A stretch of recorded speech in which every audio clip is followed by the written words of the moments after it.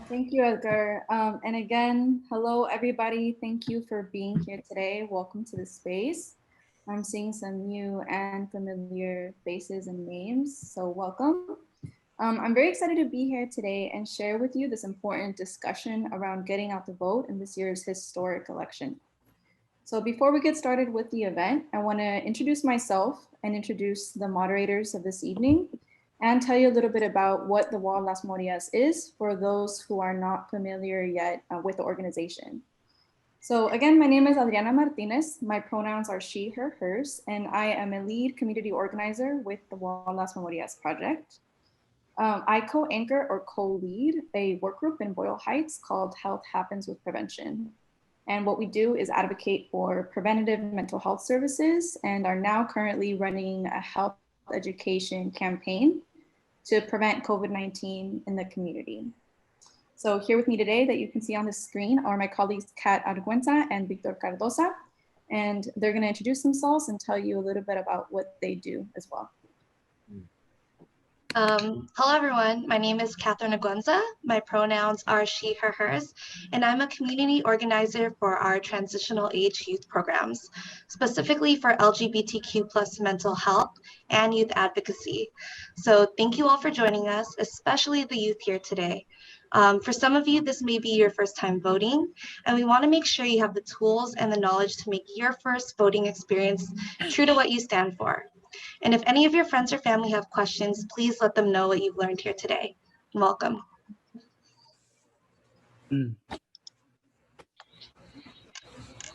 And hi, everyone. My name is Victor Guerra Cardosa, pronouns he, him, his, and I am the Assistance Programs Manager for Queer Men's Health and HIV prevention through workshops around leadership, advocacy, and empowerment. Thank you all for joining us tonight. I'll be walking us through the voting process towards the end of the presentation, and it's vital for a critical time in this election. Okay, thank you both. So we can go on to the next slide. So first I want to talk to you all about what the WAL Las Memorias project is, again, for those who are not familiar with the organization. So I put up here our mission statement. We are a community health and wellness organization dedicated to serving Latinx and LGBTQ and other underserved populations through advocacy, education, and building the next generation of leadership. So how do we do this? To achieve this mission, for 26 years, the WAL Las Memorias project has engaged with community through HIV education and testing. And now we organize advocacy and support groups around substance abuse prevention, mental health stigma for transitional age youth, and also support groups for trans women and non-binary folks as well, amongst other things. So we can go on to the next slide. So living at the core of our work is the AIDS Monument. And this is located in Lincoln Park. This monument is a standing protest really against the stigmas that have contributed to HIV/AIDS in the Latinx LGBTQ communities and other communities as well. This is an ode to the loved ones that we have lost due to HIV/AIDS and is actually currently being renovated. So we are actually collecting name submissions. If you or anyone that you know has lost a loved one to HIV/AIDS, please go to the WAL Las Memorias project or the wallasmemorias.org/submit, where you can find the form so that you can submit your loved one's name. Okay, so now let's move to the reason why we're here. So we're here today at Get Out the Vote. There is no doubt that the unprecedented times that we are living in has exacerbated some of the social and systemic issues that many of us were already living with, right? And this whole year has been an experience that we're really taking as a calling on all of us to use our voice. So that's what we are here to accomplish. That's what we're here to empower you to do. Our goal today is to empower you to make informed decisions and engage in this crucial election in history. So these are the bullets that are gonna walk us through this mission. So first, we're gonna have a guest speaker, Alejandra Alarcón, go through with us today about voter suppression. Second, we're going to be going over California propositions with Virginia of the Women's League of Voters. And lastly, but not least, we're gonna learn how to vote. Victor Cardosa is gonna walk us through this process. So thank you very much, and we can go to the next slide. Okay, thank you. So everyone, it's my pleasure to introduce Alejandra Alarcón from Loyola Marymount University. Alejandra, welcome. It would help if I unmuted myself. Oh, actually, just one moment. I'm so sorry to interrupt. Just to be clear, before we get started, I want to announce to the audience that actually at the end, we're going to have a small Q&A. We're going to have about 5 minutes to go over any questions that anyone may have about Alejandra's presentation. So if during she's presenting, you have a question, please type it in the chat and we'll address this at the end. Thank you so much. Sorry for interrupting. Take it away, Alejandra. Hi, everyone. My name is Alejandra Alarcón. My pronouns are she, her, hers, and I'm a researcher at the Center for the City of Los Angeles at Loyola Marymount University. I actually want to start by talking to you about California Proposition 187. In 1984, so over 25 years ago, voters approved Prop 187, a ballot initiative to establish a state-run citizenship screening system that would deny undocumented immigrants access to several public benefits. Governor Pete Wilson and the California Republican Party were really strong proponents of Prop 187. Something that you have to understand about Prop 187 is that it emerged during a time of intense and unstable political climate, because here in California, we were facing a national recession, there was a real estate downturn, the 1992 riots were recent memory, and we were still dealing with the millions of dollars of damage and the lost lives from the 1994 Northridge earthquake. Undocumented immigrants were often used as scapegoats for these impacts, and you see that with Prop 187 in 1994, with Prop 209, which ended affirmative action in 1996, and Prop 227, which eliminated most bilingual education in 1998. This really mobilized people. So what I want to talk to you about today is what that mobilization led to and how things have changed today. And so changes in the political landscape here in California. Here we have a chart that shows you the racial and ethnic makeup of the 10 California constitutional officers, which include the governor, lieutenant governor, attorney general, secretary of state, so on. Here you see in 1994, only one of these 10 elected officials was an ethnic minority. It took nearly 15 years until in 2010, where we had more than one ethnic minority serve and elected into one of these statewide offices. Finally, in 2016, we had parity, where half of the positions were held by the people and the other half were held by minorities. In 2018, finally, there were more ethnic minorities than whites in these statewide offices. And you see how today, it's only 3 of these positions held by white people. Here's a different way. Well, you see this also happening with all 186 of the partisan elected officials. So this includes not all 10 of those constitutional officers, but actually only 9, because the superintendent of public instruction is a nonpartisan office.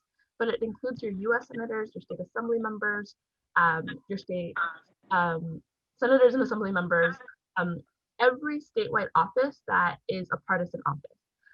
In 1994, well, from 1994 to 2019, you see how Latina, Latino, and Asian American representation has increased over time. Black representation has more or less remained the same. And then white representation has decreased from being 3/4 to slightly over 1/2 of representation.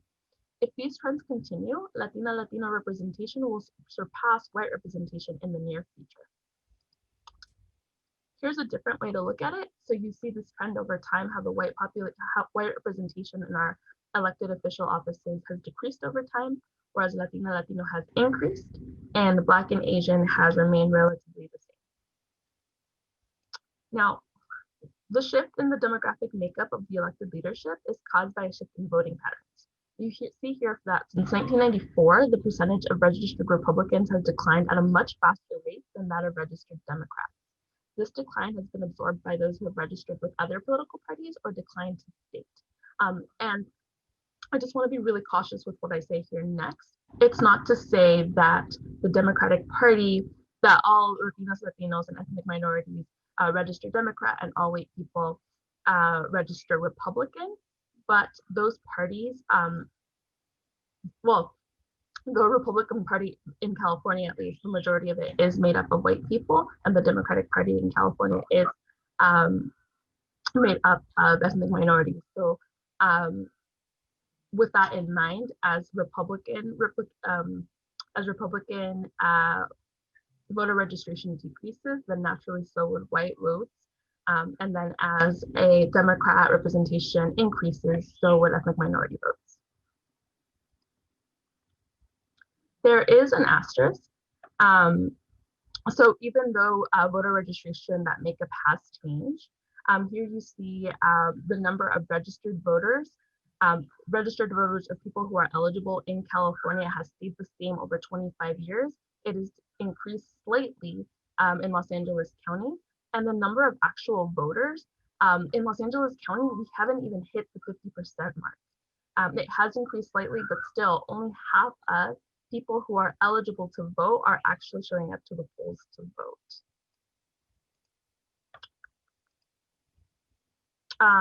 And here's an example of kind of what the changes in those trends look like in real life, a real life example. So for example, in the 1994 gubernatorial race, you see how half of the votes went to the Republican candidate in California, whereas 40% went to the Democratic candidate.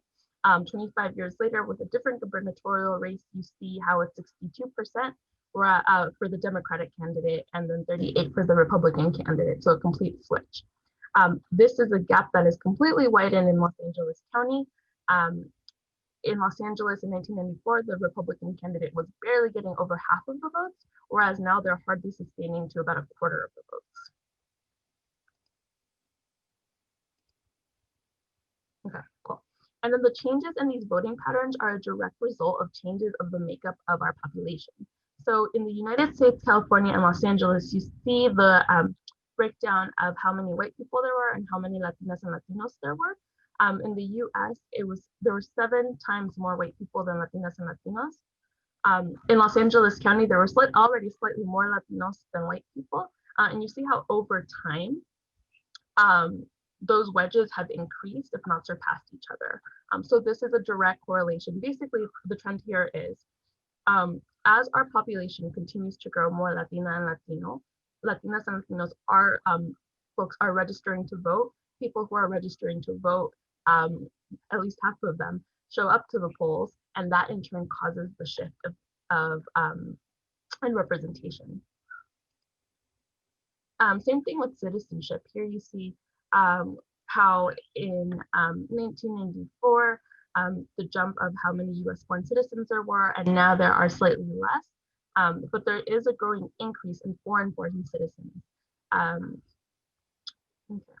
So that's all great that our representation is changing, that there is more representation of our populations in elected officials, in elected positions.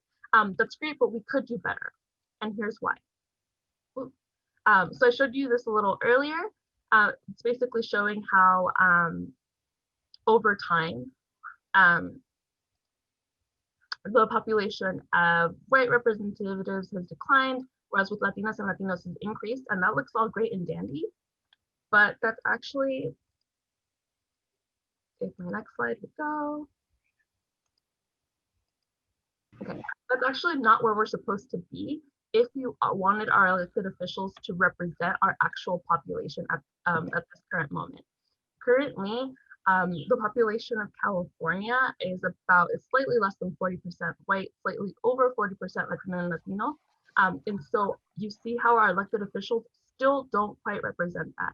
And that's why it's important that we continue to encourage everyone who's eligible to vote to register, and everyone who's registered to vote to actually show up to the polls so that we can reach the representation that we have. And just to kind of show you what that looks like here in California, there are over 19 million people who are eligible to, well, let's focus on the 2016 numbers. There were 24 million people eligible to vote, and only 78% of them registered.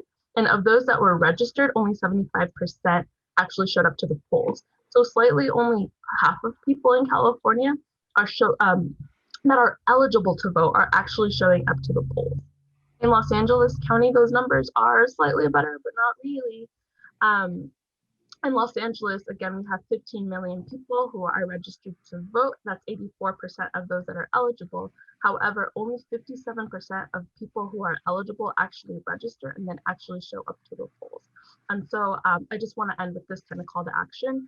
Something that I've heard that's been really impactful to me is that everybody knows at least someone that wouldn't go out to vote unless you reached out to them. So I encourage you to find who that person is. Help them create their voting plan, help them do their research, make sure that they cast their ballot on election day, because maybe in this one election, we won't reach the representation that we need, but we can always make strides towards it. And that's it for me. There's my contact information there if anybody wants to get in touch. You can learn more about this research. It's part of our much longer Prop 187 change report. You can find that in our other research at lmu.edu/studyla.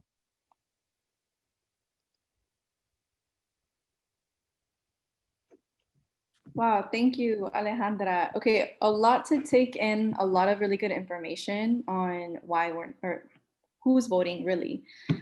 So again, I want to encourage folks to type in the chat if y'all have any questions about the material that was just presented or any questions overall about voter suppression, because we are taking the time now to answer those questions with Alejandra.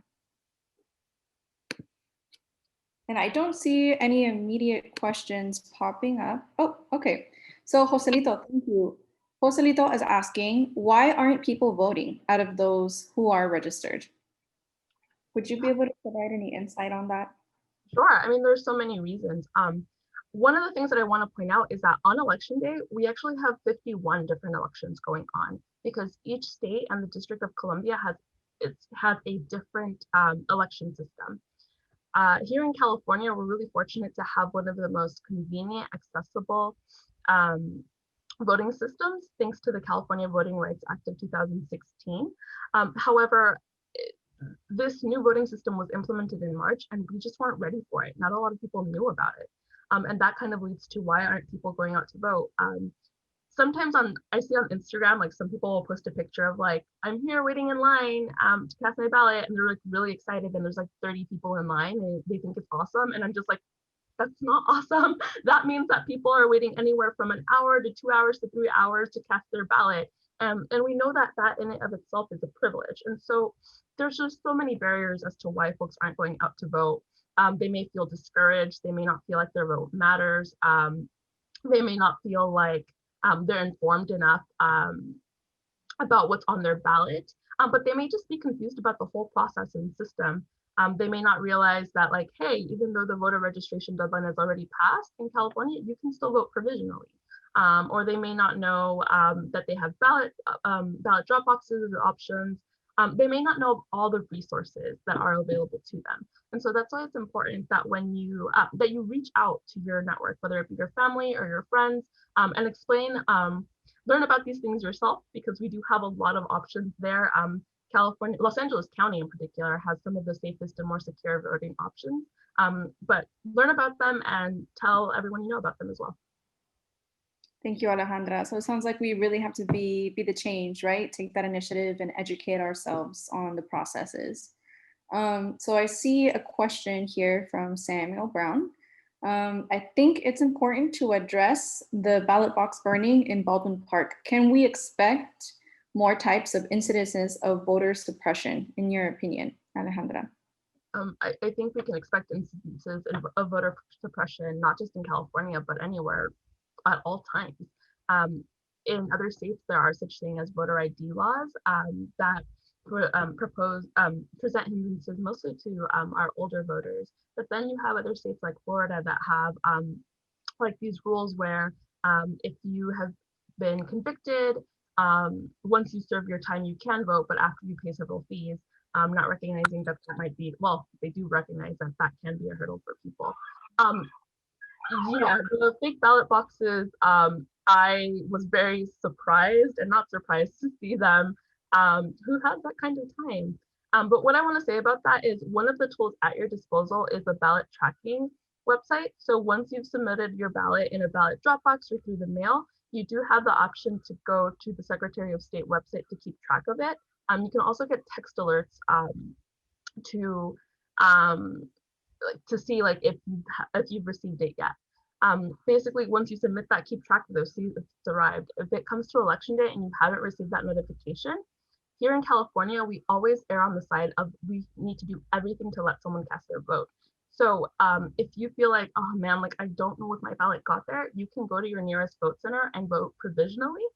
It will take the registrar, recorder, county clerk some time to verify if they have received a ballot for you before and if you are eligible to vote.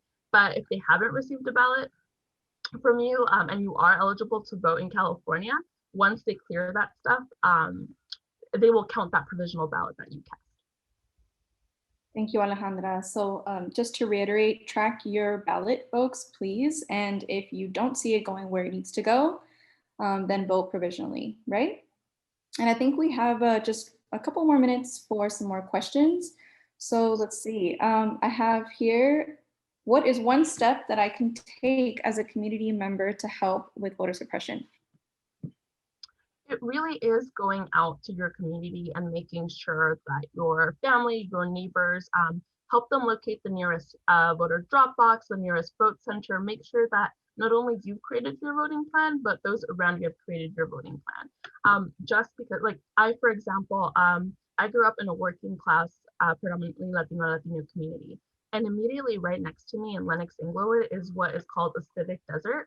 And that's an area where voting eligibility is really high, but registration and turnout is really, really low.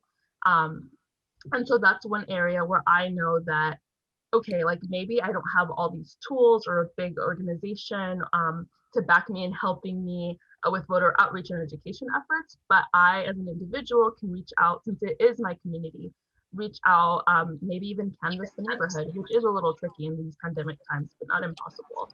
Maybe I could work with my nearest city clerk's office or any nonprofit, if there's a community fridge or other respected community leaders, and coming up with some sort of voter education and registration plan to make sure that our neighbors, our family, friends, and neighbors have their voting plan. Thank you so much, Alejandra. Okay, so I have another question. Let's see. Someone in the audience says, I recently re-registered to vote in LA County from Riverside County. I have not received my ballots or an email. How can I check the status of my registration or track my ballot? Cool. I think actually Victor later on tonight will have those resources available for you. But today is actually the last day to register to vote in California to guarantee that you receive a mail-in ballot before the deadline. If you don't register today, you should.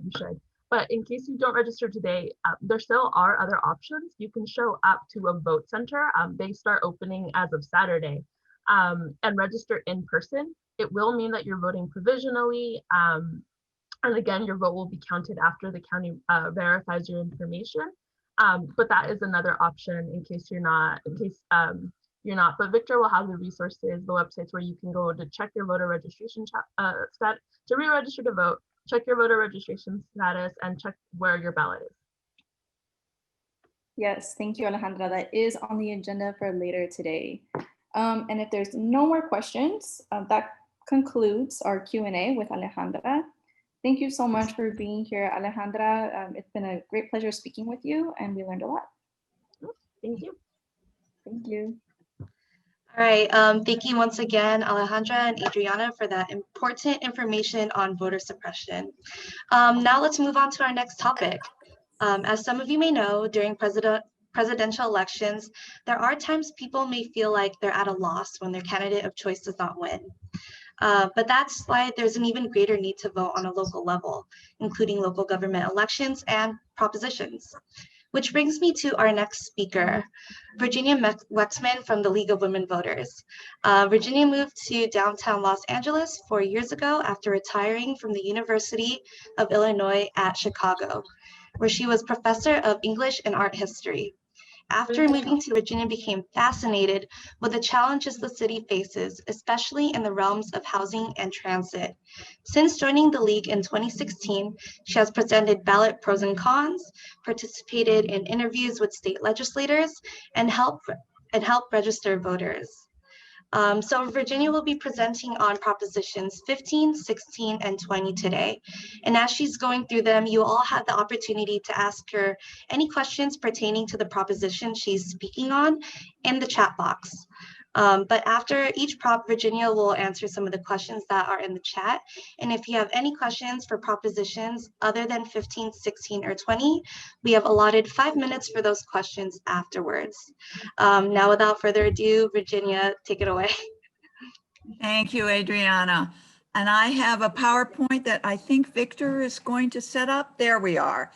The League of Women Voters organizes these presentations on the pros and on the ballot measures for every election, and we strive to be nonpartisan. So I'm going to try to present arguments on all sides of each of the propositions to give you a chance to weigh your own values and preferences and vote whichever way you feel is the correct way. So let's go to the next slide. Yeah, we'll present 3 different parts of each of these propositions, 15, 16, and 20. One will describe the issues involved. Then we will talk about the context in which the proposition comes up. And finally, we'll summarize major arguments for and against, so you can make an informed decision. Okay, let's go on to Proposition 15, which seeks to increase funding for public schools, community colleges, and local government services by changing the tax assessment of commercial and industrial property. So we would have to, this is asking whether you want to amend the California Constitution so that commercial and industrial property can be reassessed on a regular basis. Okay, let's go to the next slide. So the situation is that commercial property is covered in Prop 13. I don't know how many of you remember way back when, 1978, when we passed Prop 13, which really limited the increases that could happen on property taxes every year. And it saved property taxes on housing and residences, but it also covered commercial property taxes. So the only time your property tax can only be raised on your residence and your property for 1%, 2% a year, and the value, and it can never be more than 1% of the assessment of your property when you bought it. So if you bought it in 1978, that's the value that it is today. Now, the issue in this proposition is that this covered not only people's houses, and you may remember, some of you may remember that Prop 13 was sold, keep Granny in her home, because especially people on fixed incomes had problems keeping up with their property taxes when their value of their house was increasing so much. But it also covered commercial property, properties like Disneyland or big banks. So a lot of the money that was lost for the state for education was because these big commercial and industrial companies were not paying the taxes based on the valuation of their property, like Disneyland. Disneyland pays property taxes on their property that was assessed in 1978, and it's a very low property tax. And if they were assessed at today's value, the state would get an additional over $11 billion, that's with a B, a year in property taxes that then could be allotted to schools and other community needs like fire prevention or any other community needs. Let's go to the next one. Okay, supporters point to the fact that we could get billions of dollars in new revenues that could be used to help our schools and provide needed services for the communities. And that most of this revenue will be given by the wealthiest businesses. And no business that is worth less than $3 million will be covered by this. It is only big businesses.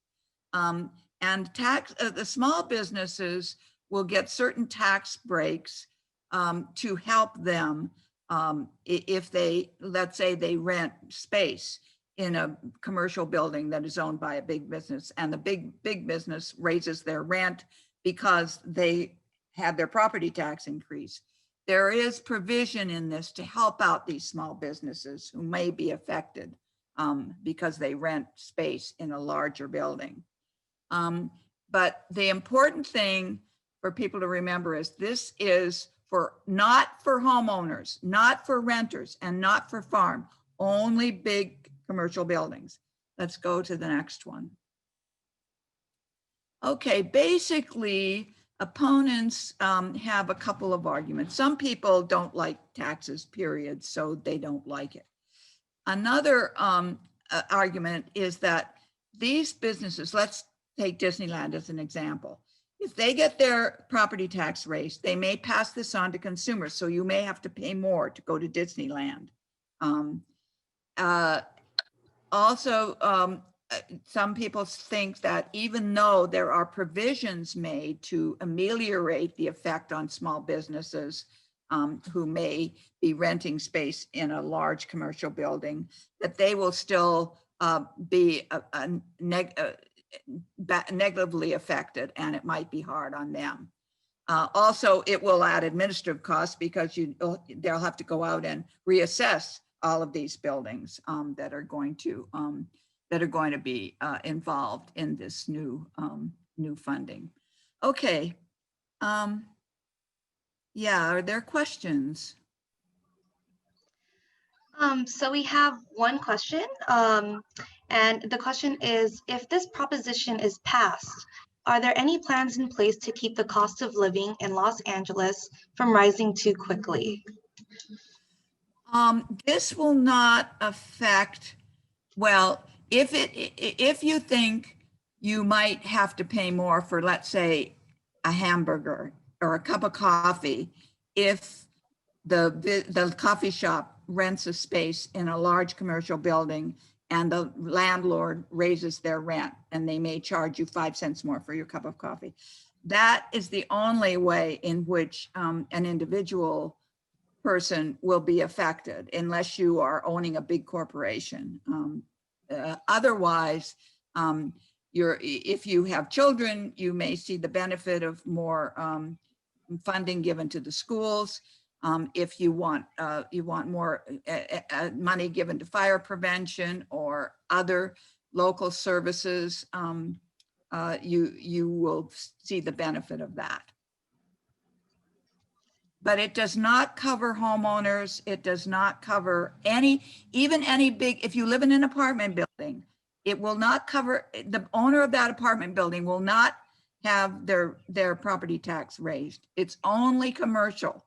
So it won't be passed on to apartment dwellers or condo dwellers. Any other questions? There's one more question, and it says, since this is a constitutional amendment, will this need a 2/3 majority to pass, or does it pass by a simple majority? Everything on the ballot this round is a simple majority. Okay. And are there any more questions? Okay, thank you, Virginia. I think we can move on to the next proposition. Sure. So this proposition is about diversity in hiring and accepting students into universities. It asks whether entities should be allowed to consider diversity as a factor in public employment, education, and contracting decisions. Let's go on to the next one. Okay, you may remember that before 1996, we had programs that fostered diversity in education to address inequalities in opportunities. And then in 1996, Prop 209 banned these kind of programs. So this proposition, it addresses that issue by, it repeals Prop 209 and thus eliminates the ban on consideration of race, sex, color, ethnicity, or national origin in various sectors of the society, including public education, employment, and contracting. But this is not, it's not a quota system. It's not, it doesn't advocate anything in particular. It simply allows, let's say, a university to take into consideration these factors in a way that they choose to do so. It does not mandate a quota system. It does not say you have to include so many people of color in your pool or reach out and get it. It lets institutions figure out how they want to implement this kind of an initiative. It won't have any fiscal effects. Let's go on to the pros and cons.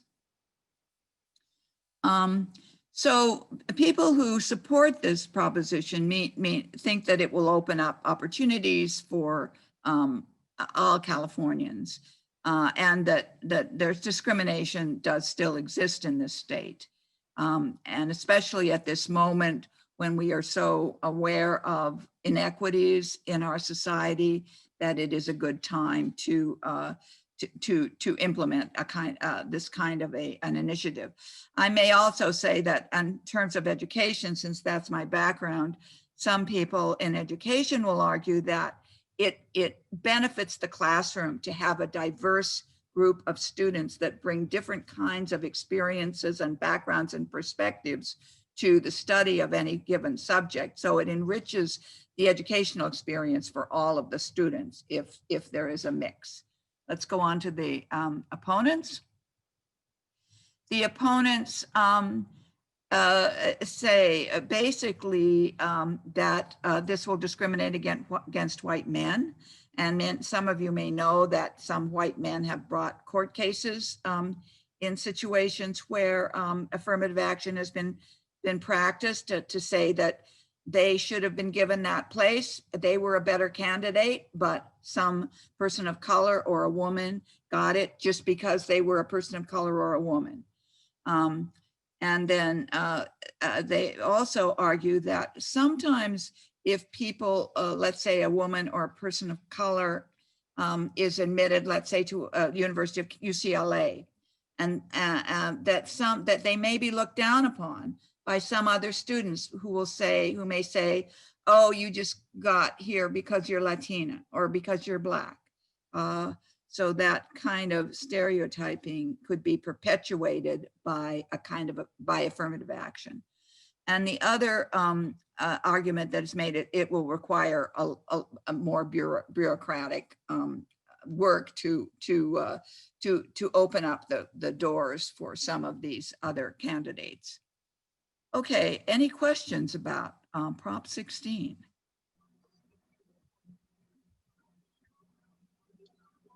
Okay, there is one. Yeah. How would Prop 16 be enforced?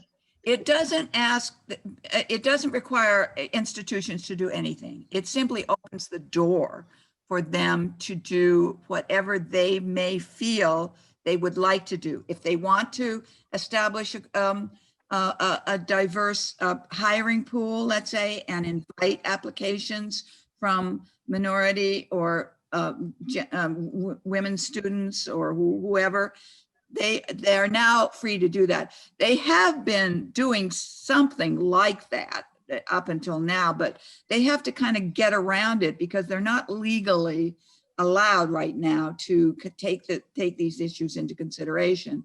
And this proposition would just open the door for them to be more fulsome about how they consider people of color and women. Thank you. One more question. If Prop 16 passes, is it mandatory to hire people of color or just interview people of color? What type of paperwork? Oh, we said, never mind. I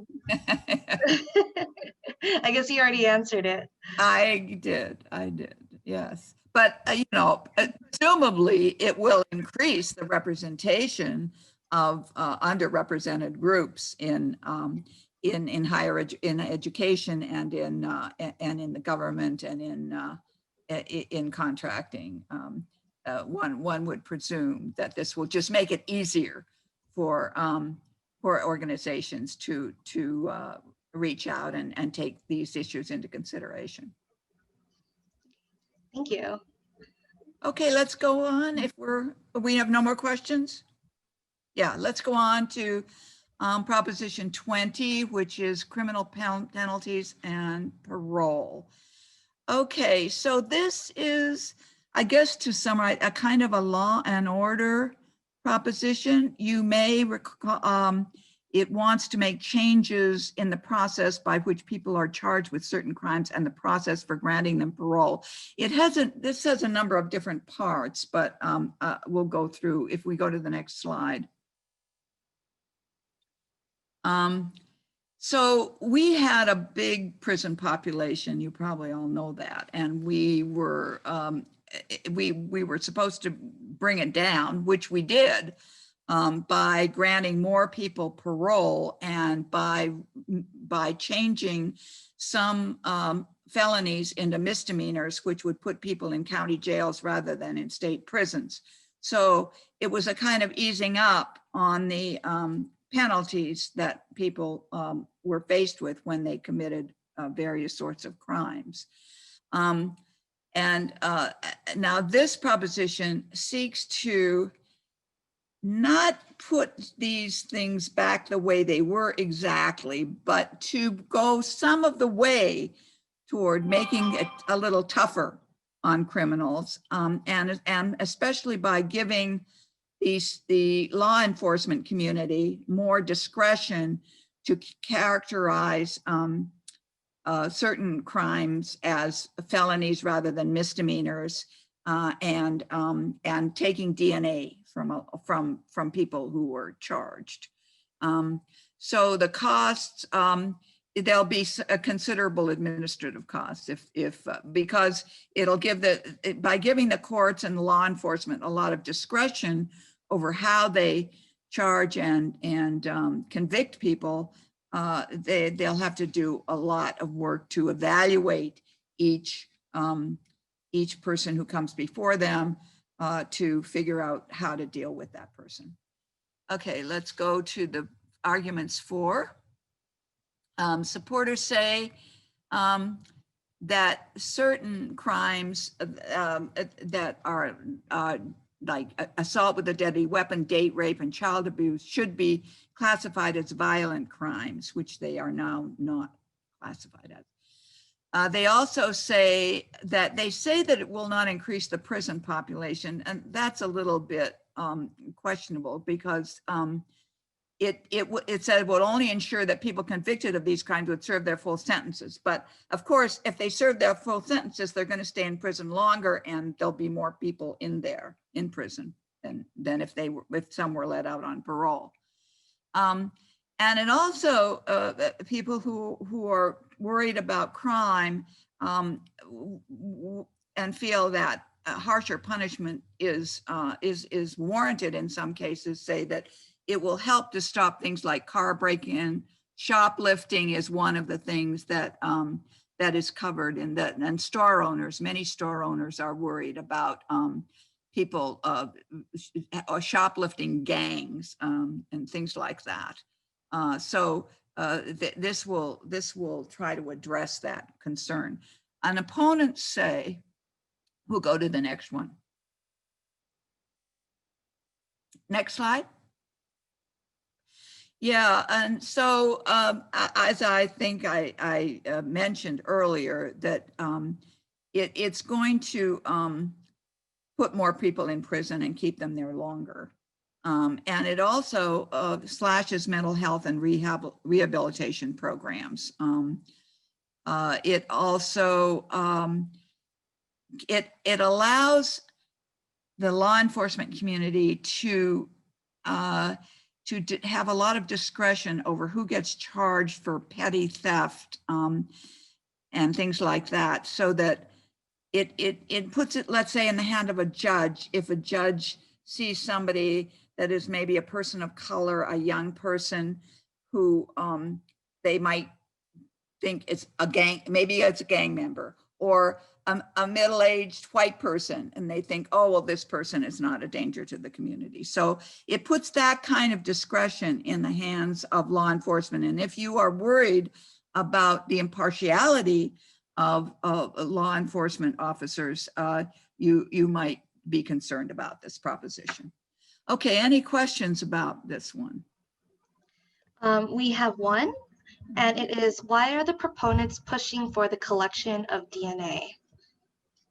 Well, it's another law and order thing. They want to have some people DNA, because they think if some person, you know, let's say they're a shoplifter, so maybe they'll move on to do something like murder somebody, and that way their DNA will be on file, and it will be easier to convict them when if they down the line, if they do end up committing some more violent and serious crime later. That's what they say. Okay, do you know of any local entities that are in support or in that don't want this proposition? This is the changes. Yeah, the police unions, the law enforcement community is in favor of it. Some civil rights organizations are against it. Does anyone have any more questions? You could please put them on the chat.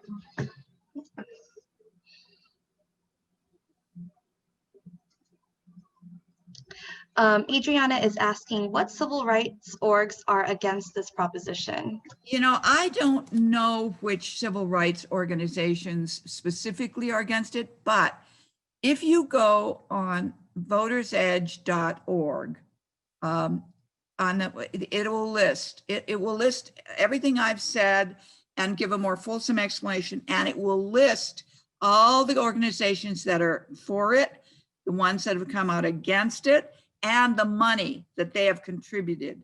So you can follow, if you want to follow the money, you can see who is for it and who is against it, and what money they put up.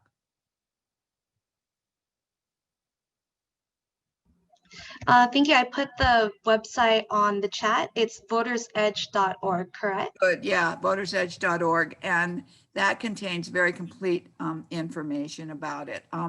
The first proposition I discussed is about, it's called Schools and Communities First, and it is supported by a wide range of teachers unions. Obviously, because it gives a lot of money for education, and as some of you may know, our public school system has been in decline over many years, and people who are for this proposition feel that funding will raise the quality of our public schools. So we have a little bit more time left. Does anyone have any other questions about the other propositions that are on the ballot this year? I have one question actually, and it pertains to Prop 17. And I know earlier during this program, we were talking a lot about voter suppression. In what ways do you feel Prop 17 relates to voter suppression? Prop 17 is restored the vote to right after the completion of a prison term. And this is again related to certain ways people feel about law and order and punishing criminals. Let's go to the next one. It allows people, some states allow people who are on parole to vote. Some states even allow people who are in prison to vote. California right now, it doesn't allow either of those to vote. And this proposition just wants to give the right to vote to people who are on parole.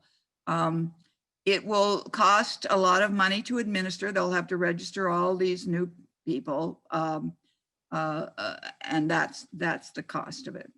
Let's do pros. Go to the next one. People who support this proposition look on parole as a kind of reintroduction to society, and that one of the parts of that reintroduction should be an engagement with civic issues, so that parolees should, it's part of their rehabilitation to participate in the voting system. And they pay taxes when they're on parole. So that's part of being a citizen, and it's one of the obligations, and voting is one of the privileges. So along with the obligations, they say they should have privileges. And the opponents say, and let's go to the next one. The next, yeah.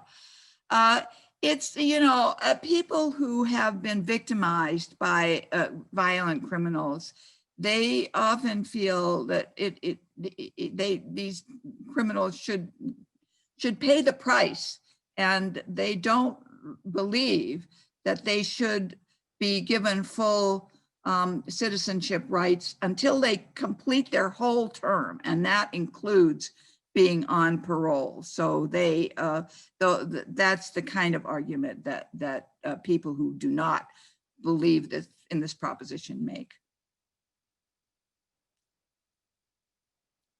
Yeah, somebody wants Proposition 23. Yes. We have Joselito time? is asking, yes, we have time. We have until 7:05. Okay. And then the question is, what are the pros and cons of Prop 23? Prop 23. Well, that's an interesting one. Well, I mean, maybe it's not so interesting, but anyway, this is about kidney dialysis clinics. And maybe if you voted in 2018, you may remember there was a similar one in 2018. And I will say that the main people for this, this is asking for various new regulations to be put in place for kidney dialysis clinics. But let's go on and explain a little more about that. That people have to get dialysis, many people, and it's just and the proposal wants these clinics to have to adhere to more regulations and more reporting of data. Now the cost is going to be to the clinics, and they are going to have would be faced with more costs. And I will say that this initiative, that there are already federal regulations covering these clinics and what they are required to do. This regulation would ask that these regulations be tightened and increased in California. Let's go to the next slide. Yeah, one of the things they're asking is to have a physician, a doctor on site all the time. Right now, this the oversight is handled by nurse practitioners, and some people think that this is going to contribute to the shortage of doctors. Some of you may know we already have a shortage of doctors. And then they argue that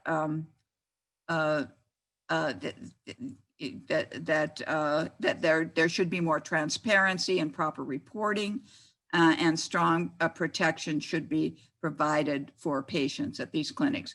And opponents say, let's go to the next slide. So some people think that this would make some of these dialysis clinics have to close down. It would, as I say, make our physician shortage worse, and that it would go further than federal regulations, and that they don't need it. Now, I will say that you might want to know that the people who are putting this forward are the employees of these clinics, and they would like to unionize. This, as I said, is the second initiative about kidney dialysis clinics that have come up in the last 2 years. And it has meant that the owners of these clinics are spending millions of dollars to fight it. The owners don't want it. And the workers who want to unionize are feeling that if they keep harassing the owners of the clinics by putting forth these initiatives that are going to make the owners pay all this money to fight them off, that they will eventually give in and allow the workers to unionize.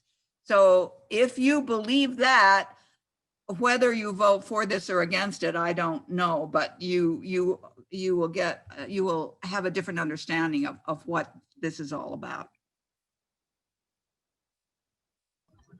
Thank you, Virginia. This was actually one of my questions too, since my sister-in-law works in kidney dialysis. So this was important for me to learn as well. I think we have one more question, and it was a question that I accidentally skipped over. And it is, Prop 25 aims to eliminate cash bail. What will replace cash bail, and how will that affect immigrant and resident folks? Yeah, well, this is kind of a tricky one. Do we have the slides for the Prop 25? Yeah. There was a law passed by the legislature to eliminate cash bail. And let's go to the next slide.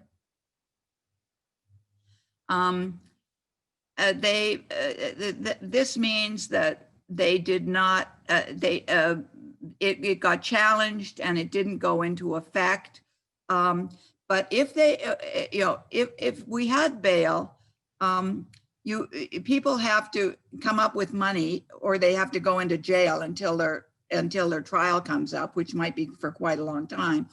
Or if they don't have money of their own, they have to go to a bail bondsman and pay a lot of interest to stay out of jail until their trial comes up.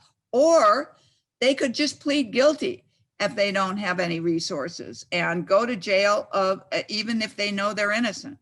So it's uncertain what the fiscal effects would be, but let's go to the pros and cons. So the pros are obviously that the current system favors people with money. If you don't have money, you have to go to a bail bondsman and pay a lot of interest, or you just plead guilty and go to jail when you aren't even guilty. Or else you have a large debt. Okay, the opponents say that, let's go to the next slide. Yeah, that it may mean that more people are jailed because than otherwise, because it would put more, again, it's like the other one we just talked about, that it puts more discretion in the hands of the law enforcement community, and that they may be prejudicial toward people of color or people that look to them to be disreputable for whatever reason. So you have to be trusting the courts. Whereas if you just have a strict bail system, people either come up with the money or they don't, and the courts don't have discretion over that. Okay, I have one last question, aside from whether or not your slides will be available. Okay, and I just have to ask you to go over one more proposition, because we have one very hardworking community organizer with us, and he's very passionate about Prop 22. Can you please give us a little bit of information on that? Okay. Oh my goodness, app drivers, yes. Yes. Well, this person who asked it probably knows more than I do about it, but as you may know, the legislature passed a law just recently making independent contractors like Uber drivers into employees rather than just independent contractors.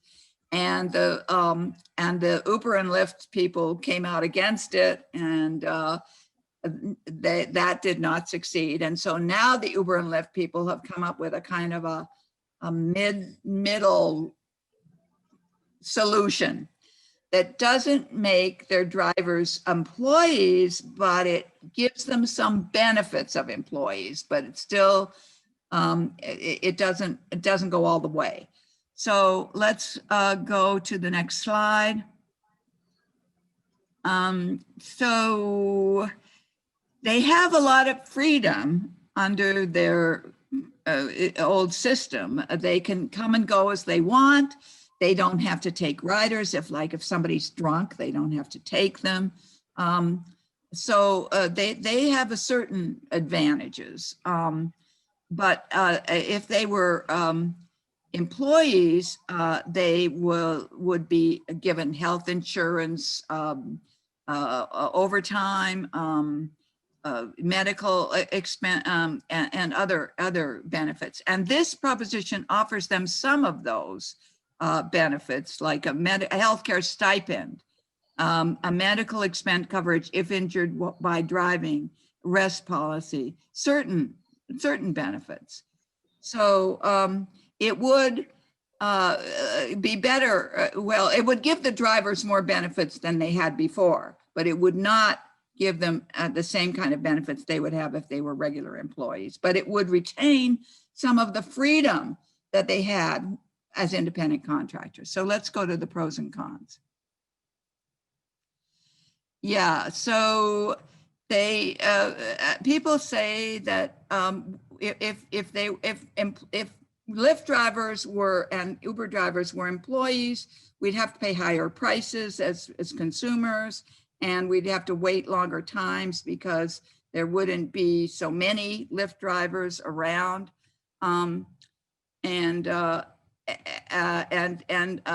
but it would improve work by giving them better benefits than they had before. Let's go to the con. The opponents would like these app drivers to get more benefits as employees rather than just these few benefits that this initiative would offer them. And that the current law does not limit driver flexibility, and most drivers work more than 30 hours a week. They don't just work minimal times, and they really, it's like a full-time job for most drivers. Any questions about that? So I think we're just about due for time. Thank you so much, Virginia. I know that there's so many other questions that people may have. Is it all right for us to share your PowerPoint slides? Absolutely. Okay, awesome. So thank you so much. Let's give Virginia a virtual round of applause. All right, so up next we have Victor Cardoza, who is going to give us a presentation on how to vote. Hi everyone. Wow, ooh, I just get the jitters whenever I go up. But again, I just want to start by saying thank you to the amazing presenters and the team. Secondly, to everyone joining us tonight, please make sure you help a friend, a family member to register to vote, even friends and family members in different states. The laws may be a little bit different, but you know, sometimes it's their first time registering, or sorry, if it's like my grandma who's like, she just got her citizenship. And that's why I say, like, if it's like her, like, you know, like teach them, help them, support them, you know, like, oh, sorry. But yeah, so definitely, you know, help your community register to vote. So we're gonna go through kind of like some of the process of voting. So first off, First things first, register to vote. So let's go on to the next slide. So yeah, so just a couple deadlines that we want to make sure that, you know, we keep in mind is election day is November 3rd. And today is the last day to register online or register by mail. And then for registering in person, the last day to register and vote is November 3rd by 8 p.m. And we're already going through early voting. So from now up until November 2nd. And if you haven't gotten your ballot in the mail, I'd say just wait a little bit longer, but it should be arriving soon, but you could also track it as well. Now, to register to vote, so you want to first go onto this website, which if you put next, next. So first, if you go to register to, go back, sorry. Can you go back? Oh, there we go. So to register to vote in California, you must be a citizen of the United States, be a resident of California, be at least 18 years of age at the time of the election, and not be imprisoned or on parole for the conviction of a felony, and not currently be judged mentally incompetent by a court of law. Now, when you get to this web page and you go to register to vote now, you can do that if you're registering for the first time. If you want to re-register as well, like say you want to change your party, you can use that as well. And then at the bottom, you also see check your registration status, which you can click on that and check your status on that as well. When registering, you might be asked to for your information on your driver's license or your California ID card number, or the last 4 digits in your social security number. If you don't have any of those handy, you can still submit one, but they'll assign a number for you. And go next.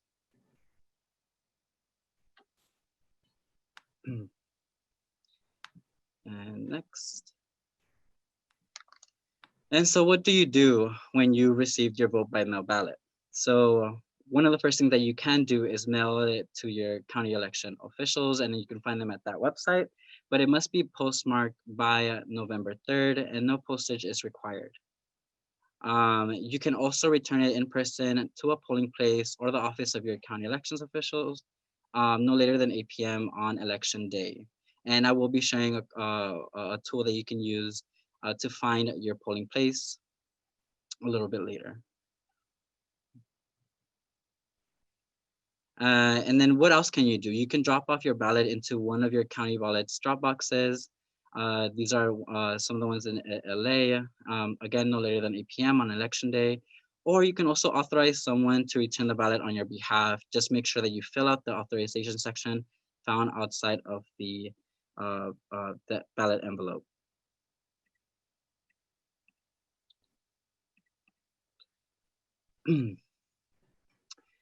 And again, for early voting and vote by mail ballot drop-off locations, you can go to caearlyvoting.sos.ca.gov.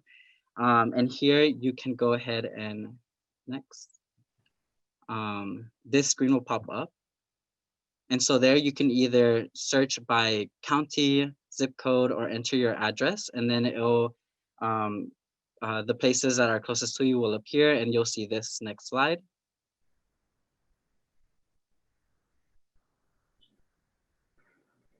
So you'll go ahead and see this, and from there, you have a legend at the top which says early voting, and what that is, same day voter registration, and ballot drop off. So when you see the city, the facility, and then the services that each place provides, you can go ahead and see where you can go and do a same day voter registration, or where you could already start voting or drop off your ballots. And it gets updated constantly. Next. So vote by mail Dropbox. So 3 things that you want to check off this list is you want to make sure that you place your voted ballot cards inside the official return envelope. Next, you want to securely seal that official return envelope And then you want to sign and date the back of the official return envelope. Now I want to add with the signatures.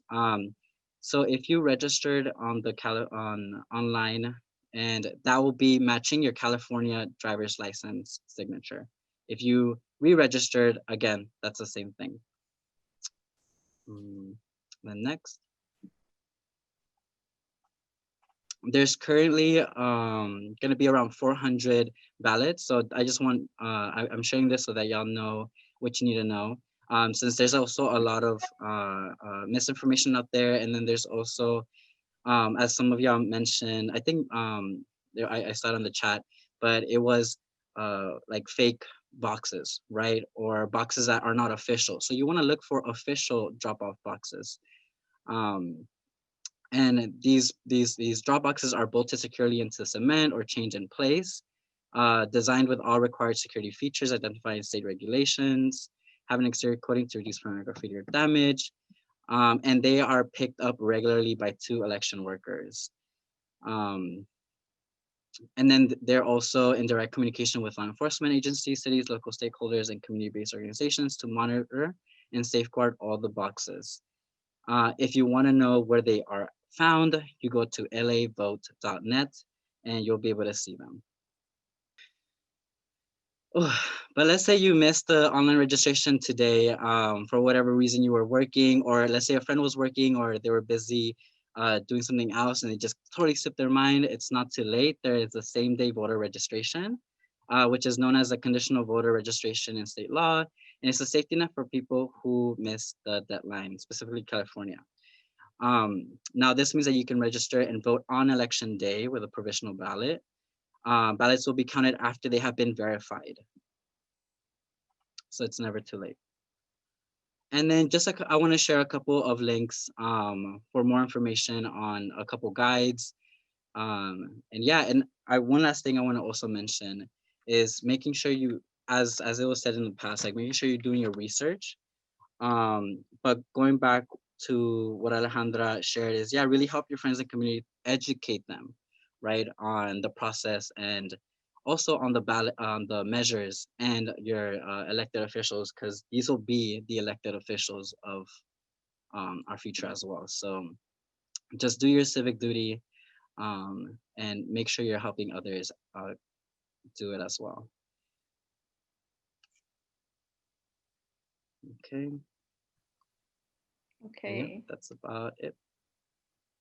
Thank you so much, Victor, for walking us through that and all the crucial information. And thanks again to the team and our guest speakers. We've covered so much ground tonight. I hope everyone here is able to walk away today feeling empowered and ready to use your voice. And we can't say this enough, right? Using your voice means getting out there and voting, sharing all this information with all of your networks and empowering others as well. So with that, I'd like to present our Executive Director, Richard Zaldivar, who's going to make some closing statements. Thank you. Thank you very much, Adriana. And congratulations to the team here, to Catherine, to Adriana, to Victor, to Miguel for putting on such a great conversation about the purpose and the importance of voting. Also having a chance to learn a little bit more about the state propositions. You know, voting is not an easy thing, but it's an essential thing to do. Sometimes the people who propose propositions and those who oppose propositions write the legislation so it's so difficult for many of us to understand. Tonight, we provided an opportunity. We heard from great folks in the field, from Loyola Marymount and the League of Women Voters, a little bit more about the proposition and our opportunity to participate in our democracy. And as we move out here tonight, this is the first time we've had a community forum of this magnitude, and it's not going to be the last. Again, my thanks to all of you for being here, for the team who created this format. You did an incredible job. But to all of you who are out there and you know you're going to vote, that's not enough. You need to contact your family and your friends and your loved ones in California and throughout the United States, because this election is going to matter. Our system of government is the most perfect system you could find. It's the people who operate in the system that create problems for us. And we have a weapon. Our weapon is our vote. So it is important that we go out and vote. We bring our family and friends along. And if we have time over the next few weekends, get involved in some campaign, roll up your sleeves, pick up a phone and start making phone calls to get people out to vote. Because again, this election matters. So with that, I just wanted to thank you all. Thank you for allowing me to say a few words. Congratulations to the team again. Good night.